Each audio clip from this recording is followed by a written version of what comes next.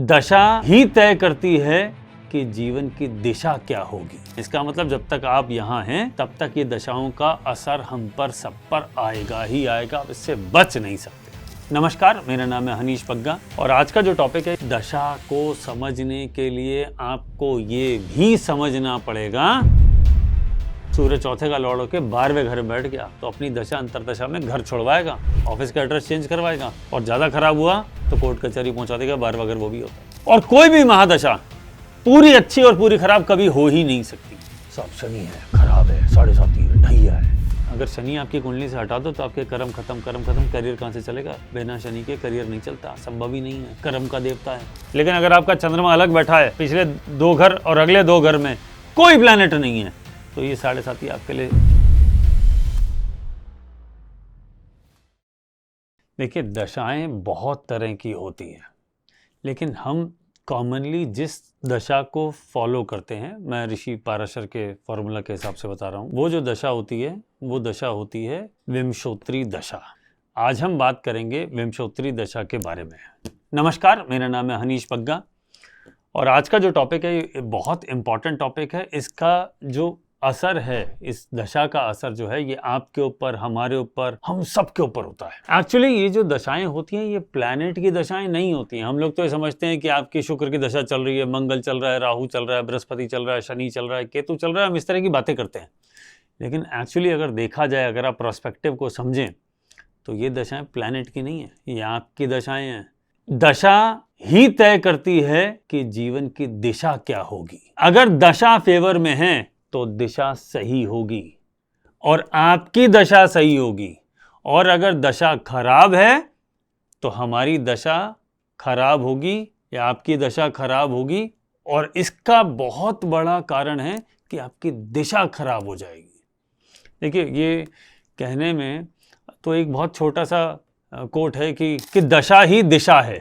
ये समझने में तो या बोलने में तो ये 1 मिनट भी नहीं लगेगा, लेकिन अगर आप इस बात के कॉन्सेप्ट को समझेंगे, आपको समझ में आएगा कि पूरी जिंदगी का गूढ़ रहस्य इन्हीं में छुपा हुआ है। देखिए, दशाओं का जो सीक्वेंस होता है, उस सीक्वेंस में सबसे पहली दशा आती है केतु की, दूसरी आती है शुक्र की, तीसरी आती है सूर्य की, फिर चंद्रमा, मंगल, राहु, बृहस्पति, शनि और बुध की दशाएं आती हैं। ये एक सीक्वेंस बना हुआ है। और ये कैसे तय होता है?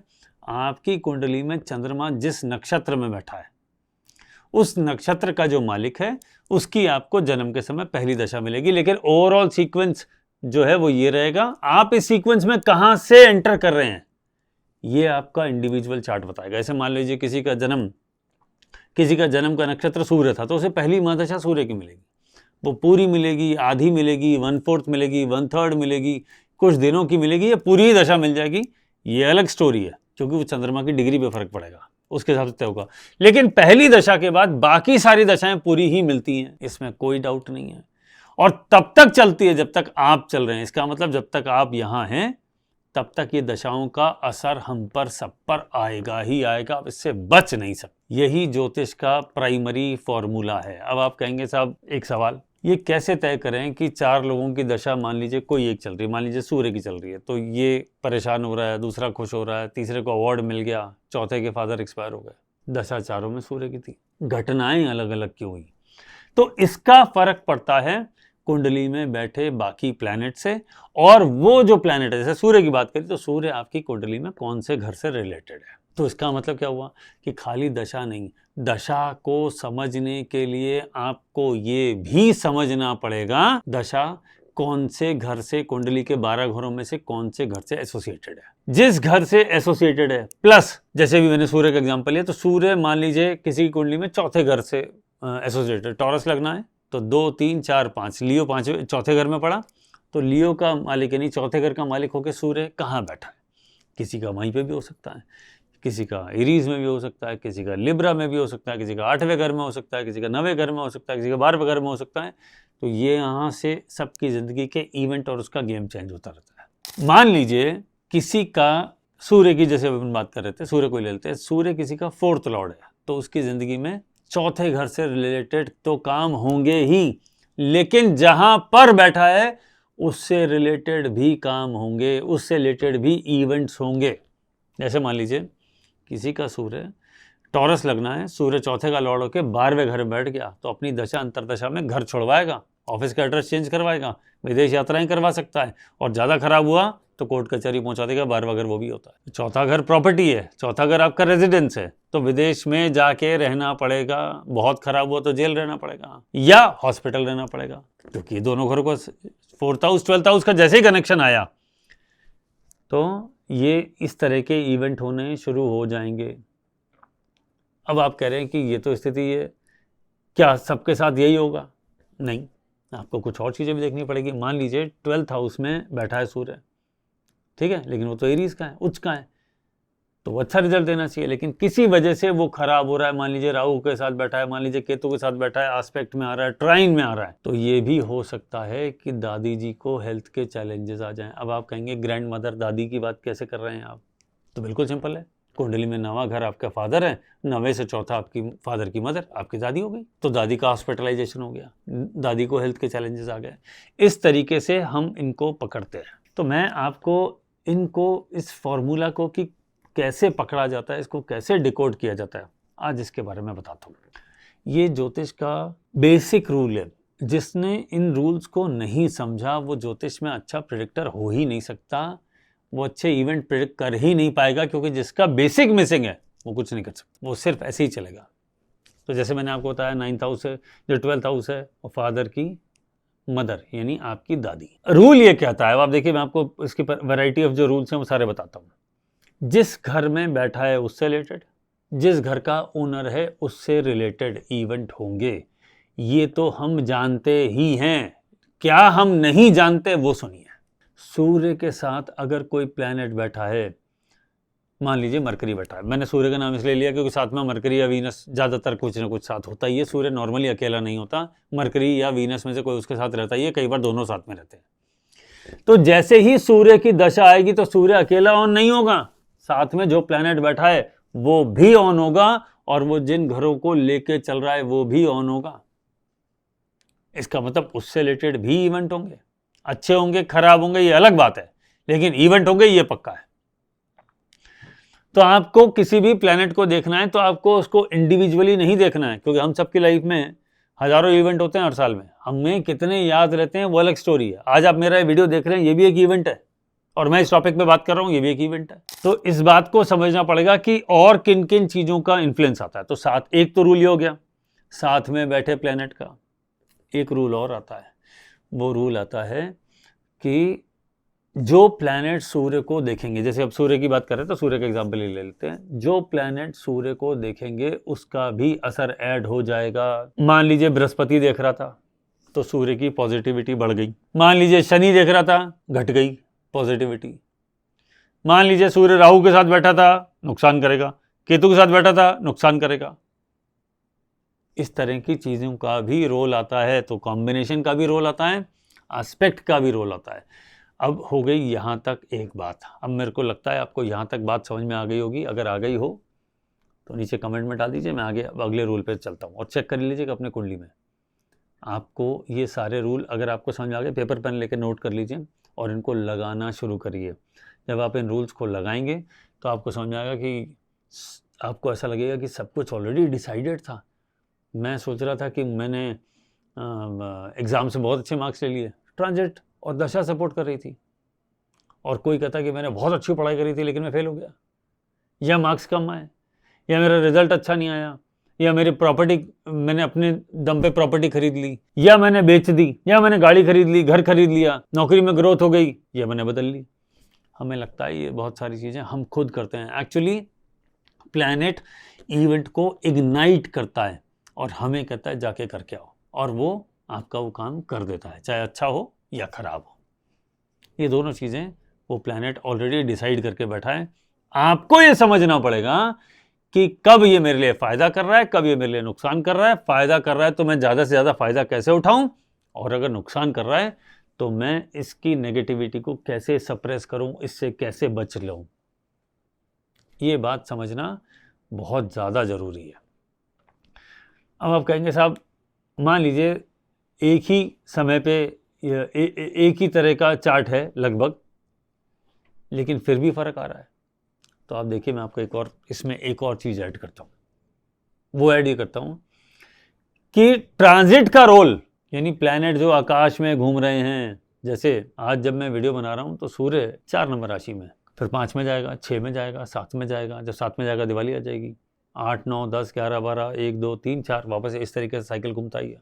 तो वो प्लैनेट जिसकी दशा चल रही है वो ट्रांजिट में भी देखना पड़ेगा कि वो कहाँ है। अगर उसका ट्रांजिट अच्छा चल रहा है, वैसे सूर्य में आपकी नॉलेज के लिए बता दूं कि 1 महीने में 1 राशि चलता है, यानी 1 दिन में 1 डिग्री चलता है, 30 दिन में 30 डिग्री चलता है, मोटा मोटा मैंने आपको आइडिया दे दिया। तो 1 दिन में 1 डिग्री, 30 दिन में 30 डिग्री, अप्रॉक्सीमेट बता रहा हूं क्योंकि 365 दिन होते हैं और ये डिग्री के हिसाब से 360 होता है, तो कुछ मिनटों का कुछ फर्क आता है, तो वो डिटेलिंग नहीं करता, मोटा मोटा आपको आइडिया देता हूँ। और ये नॉर्मली 14 से लेकर 17 तारीख के बीच में ये ट्रांजिट करता है हर महीने। आपका वो प्लैनेट सूर्य कौन सी राशि में गया जिसकी दशा चल रही थी, उसका ट्रांजिट फेवरेबल था कि खराब था। अगर वो खराब था तो वो महीना खराब रिजल्ट दे रहा था, वही दशा सूर्य की आपके लिए नेगेटिव इवेंट लेके आएगी।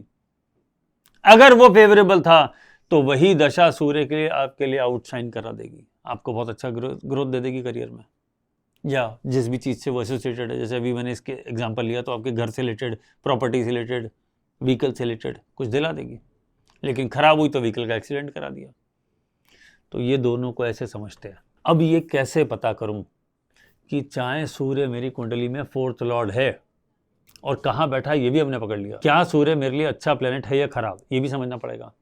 तो इसका मैं आपको एक बिल्कुल सिंपल फॉर्मूला देता हूँ, बिल्कुल सिंपल। आप अपनी कुंडली देख लीजिए और नोट कर लीजिए कि पहली महादशा कौन सी मिली, दूसरी कौन सी मिली, तीसरी कौन सी मिली, चौथी, 5वीं, 6ठी, 7वीं, 8वीं, 9वीं, इसका पेपर पर लिख लीजिए। और जो पहली है, तीसरी है, 5वीं है, 7वीं है, मैं रिपीट कर रहा हूँ, 1, 3, 5, 7। अब आप कहेंगे सारी ऑड की बात कर रहे हैं, जी हाँ, लेकिन 9 शामिल नहीं है, ओनली 1, 3, 5, 7 ही है।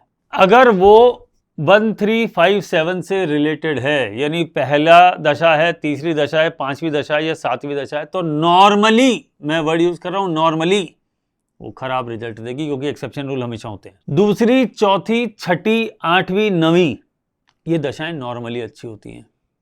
इस बात का ध्यान रखिएगा, मैंने एक वर्ड ऐड किया नॉर्मली, ज्यादातर लोगों के लिए, क्योंकि इसका एस्पेक्ट का रूल भी लगेगा, कॉम्बिनेशन का रूल भी लगेगा, ट्रांजिट का रूल भी लगेगा, सारे रूल लगेंगे। और कोई भी महादशा पूरी अच्छी और पूरी खराब कभी हो ही नहीं सकती, क्योंकि हर दशा के अंदर दूसरी अंतरदशा भी आती है। तो जो दूसरी है, जिसको अंतरदशा कहते हैं, इसका रोल इंपॉर्टेंट हो जाता है। हो सकता है सूर्य खराब रिजल्ट दे रहा हो, लेकिन उसके अंदर बृहस्पति की दशा आ रही हो, और बृहस्पति का दशा का सीक्वेंस भी अच्छा है और ट्रांजिट भी अच्छा है, तो वो जब तक बृहस्पति चल रहा होगा आपके लिए बहुत बढ़िया रिजल्ट देगी। लेकिन जैसे ही बृहस्पति हटा, दुर्घटना शुरू, नेगेटिविटी वापस शुरू। तो ऐसे करके हम ये चेक कर लेते हैं कि कौन सी दशा और उसके कौन सी अंतरदशा हमारे लिए खराब या अच्छा रिजल्ट देगी। मैं हमेशा ये कहता हूँ कि ये दशाएं प्लैनेट्स की नहीं है, ये आपकी और हमारी दशाएं, हमारी ज़िंदगी में अच्छी घटनाएं होनी है या खराब घटनाएं होनी है। देखिए, अगर आप ज्योतिष के स्टूडेंट हैं तो आपको 3 चीज़ें समझना बहुत ज़रूरी है। जिसको 3 चीज़ें समझ में आ गई वो वर्ल्ड का फाइनेस्ट एस्ट्रोलॉजर है, और मुझे नहीं लगता कि तीनों सबको आती होंगी। लोग 1 या 2 भी अच्छा प्रेडिक्शन, 2 भी चीज़ें अगर आपको समझ में आ गई तो आप समझ लीजिएगा आप दुनिया के टॉप 1000 में से आ गए। इतने बड़े एस्ट्रोलॉजर तो आप हो गए नॉलेज वाइज। प्रमोशन क्या किया नहीं किया वो अलग बात है, लेकिन उस लेवल की नॉलेज आपने एक्वायर कर ली। 2 चीज़ें, घटना क्या होगी, दूसरा घटना कब होगी। ये 2 चीज़ें जिसको समझ में आ गई, व्हाट विल हैपन और व्हेन विल हैपन, व्हाट और व्हेन, इन 2 का जवाब अगर आपके पास है तो आप दुनिया के टॉप 1000 लोगों में से हो जो प्रिडिक्ट कर सकते हैं, मास्टर प्रिडिक्टर है। और जो सुप्रीम लेवल का जो इंटेलिजेंस है, जो लॉजिक है, जिसको अचीव करना सबसे ज़्यादा डिफिकल्ट है, वो है क्वांटिफिकेशन। तीसरा पॉइंट ऐड कर रहा हूँ, क्वांटिफिकेशन। घटना क्या होगी, कब होगी, कितनी बड़ी या छोटी होगी। जिसको ये तीनों चीजें आ गई वो वर्ल्ड के टॉप 5 एस्ट्रोलॉजर में से एक है। इतना डिफिकल्ट होता है तीसरा निकालना, लेकिन 1 और 2 अगर आपको आ गया, आप ये मान लीजिए you are a champion astrologer. और अगर आपको तीसरे का 10%, 20% भी फ्लेवर आ गया तो यू आर अनमैचेबल, क्योंकि ये कैलकुलेट करना सबसे ज़्यादा डिफिकल्ट है। इसके लिए बहुत सारी मैथमेटिक्स और लॉजिक और रीजनिंग लगती है। जैसे कोई आए आपसे पूछे साहब ये दशा चल रही है क्या होगा, बोले गाड़ी खरीदोगे, कब खरीदूंगा, बोले इन 2 महीनों में। बोले ठीक है साहब मैंने तो कार खरीदी नहीं, तो मैंने तो व्हीकल बोला, कार तो बोला नहीं। साहब वो दशा ही चली गई। हाँ तुमने व्हीकल खरीदा था। बोले साहब मेरे पास तो है ही नहीं, आप कैसे कह रहे हैं। बोले बच्चे के लिए साइकिल ली थी ना, वो भी तो व्हीकल ही है। तो ये हो गया, बहुत छोटी घटना होनी थी, तो आपने क्या कहा 10-5 हज़ार रुपए की एक साइकिल खरीद लाए। सोचिए अगर ये बहुत पावरफुल और फेवरेबल होता तो आप हो सकता है मर्सिडीज, BMW, फरारी लेके आते। ये है क्वांटिफिकेशन। तो घटना क्या होगी, बोले व्हीकल खरीदना है। कब होगी, बोले इन 2 महीनों में। कौन सा लेना है, अब कोई ट्रैक्टर खरीद रहा होगा, कोई ट्रक खरीद रहा होगा, कोई हेलीकॉप्टर खरीद रहा होगा, कोई यॉट खरीद रहा होगा, कोई साइकिल खरीद रहा होगा। ये है क्वांटिफिकेशन, जिसके लिए सालों की रिसर्च लगती है। और ये कैसे प्रेडिक्ट होता है, इसके लिए दशाओं का रोल बहुत बहुत बहुत इंपॉर्टेंट है। आपको देखना पड़ेगा महादशा क्या चल रही है, अंतरदशा क्या चल रही है। आपने ये निकाला किन किन हाउसेस से एसोसिएटेड है, उससे रिलेटेड घटना हो गई। अच्छा था तो फायदा हो गया, बोले साहब मैंने गाड़ी खरीद ली, खराब था तो बेच आया। घटना तो गाड़ी से रिलेटेड ही होगी अगर ये तय है तो। जैसे शनि की दशा से लोग अक्सर बहुत घबराते हैं, अरे Shani is a finest planet, बहुत बढ़िया प्लैनेट है। घबराते इसलिए उसकी ब्रांडिंग ऐसे करती गई है, सब शनि है, खराब है, 7.5 है, ढैया है। अगर शनि आपकी कुंडली से हटा दो तो आपके कर्म खत्म, कर्म खत्म, करियर कहाँ से चलेगा। बिना शनि के करियर नहीं चलता, संभव ही नहीं है, कर्म का देवता है। आप किसी को भी रिप्लेस नहीं कर सकते, क्यों, कर्म तो करना ही है, वही तो करने आए हैं। कब एग्जाम्पल ले लेते हैं, एक और एग्जाम्पल ले लेते हैं छोटा सा, ज़्यादा वीडियो को लंबा नहीं करता, जस्ट फॉर योर नॉलेज। मान लीजिए शनि आपकी कुंडली में योग कारक प्लैनेट है, लगाइए आप, तो मैं तो कह रहा हूं योग कारक फाइनेस्ट प्लैनेट है। किसके लिए होगा, लिब्रा लगना, Shani 4th Lord 5th Lord, योग कारक हो गया। किसी ऐसी जगह जाके बैठ गया जो अच्छी नहीं थी, मान लो 8th हाउस में बैठ गया, मान लो 6th हाउस में बैठ गया, 5th Lord in 6th house is bad placement. योग कारक होकर 6ठे घर में चला गया, तो योग कारक का काम तो वो करेगा, 6ठे घर का भी काम करेगा, 4th और 5th लॉर्ड है इसका भी काम करेगा, और ट्रांजिट में जहां बैठा उसका भी काम करेगा। अब आप कहोगे साहब मेरे पास तो 2 चार्ट है, दोनों में यही रूल लगता है, लेकिन इसने तो प्रॉपर्टी खरीदी 100 गज और ये खरीद के आ रहा है फार्म हाउस 5000 गज का, ये क्या फर्क हुआ। दोनों की वही दशा चल रही है, दोनों का वही लगना, अलग अलग उम्र में अलग अलग एज चल रही है। साहब इसने तो खरीदी 100 गज, इसने खरीदी 5000 गज, क्या ये फर्क कैसे आइडेंटिफाई करेंगे। इसी को कहते हैं क्वांटिफिकेशन, जो आपको धीरे धीरे एक्सपीरियंस से आएगा। दशा, अंतरदशा, इसके अंदर कुछ और रूल लगा लो, मान लो अष्टक वर्ग ऐड कर लो, एस्पेक्ट ऐड कर लो प्लैनेट के, और ट्रांजिट ऐड कर लो, तो आपको धीरे धीरे ये सारी चीज़ें समझ में आने लग जाएगी। महादशा आपकी और हमारी ज़िंदगी की दशा है, और अगर दशा ठीक नहीं है तो ज़िंदगी की दिशा बिगड़ जाती है।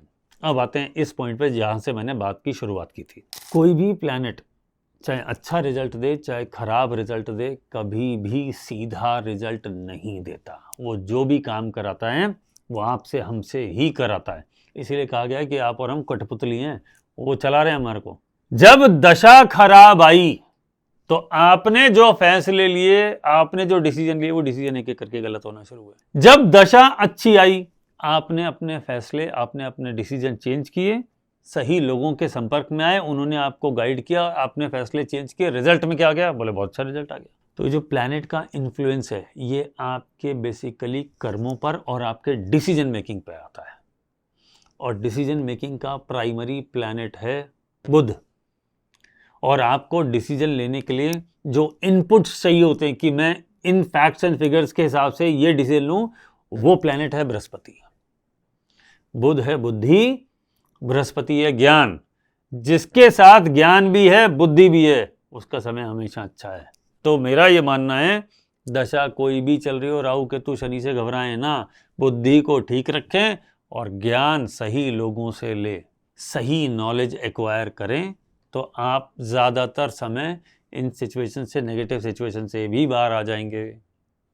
और कोई 7.5, अगर कोई कह रहा है कि 7.5 खराब जाती है, और रीज़न हो सकते हैं, 7.5 खराब नहीं जाती। मेरा अपना मानना है 7.5 में आप चेक कर लीजिएगा, आपको करियर में सबसे बड़ा ब्रेक मिलता है। ब्रेक मीन्स ग्रोथ वाला, नौकरी छोड़ के घर बैठने वाली बात नहीं कर रहा हूँ। इसका मतलब 7.5 जब आती है तो आपको करियर में आउटशाइन कराएगी ही कराएगी। कोई स्पेशल रूल की वजह से, राहु केतु मंगल सूर्य शनि की वजह से अगर कोई स्पेसिफिक 2-2.5 साल खराब होने हो तो वो अलग बात है, लेकिन अगर आपका चंद्रमा अलग बैठा है, अकेला बैठा है और अगले पिछले 2 घर और अगले 2 घर में कोई प्लैनेट नहीं है, तो ये 7.5 आपके लिए आउटशाइन कराने के लिए अकेली काफी है, किसी और दशा वशा को देखने की जरूरत ही नहीं है।